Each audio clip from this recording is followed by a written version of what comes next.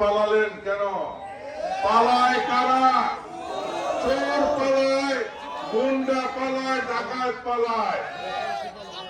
আমাদেরকে এত নির্যাতন করছেন, আমরা তো এই 17.5 বছর মাথা নত করি নাই, আমরা এলাকা ছাড়ি নাই, আমরা পালাই নাই।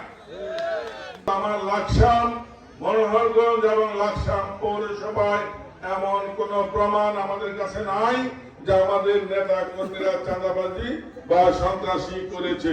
আগামী দিনে পথ চলায় রাজনীতিতে আমরা নিজেরা সংযত হব এবং আমরা সাবধান হব এবং কারো উপর অত্যাচার নির্যাতন না করে আমরা আমাদের দলীয় কর্মকাণ্ড চালিয়ে যাব এবং আমাদের এই রাষ্ট্র কাঠামো মেরামতের 31 দফায় আগামী দিনের বাংলাদেশ কিভাবে চলবে, কোন ধারায় চলবে, এই 31 দফা বাস্তবায়ন হলে এই দেশে কি হবে সকল কিছু বিশদ বিবরণ 31 দফায় আছে।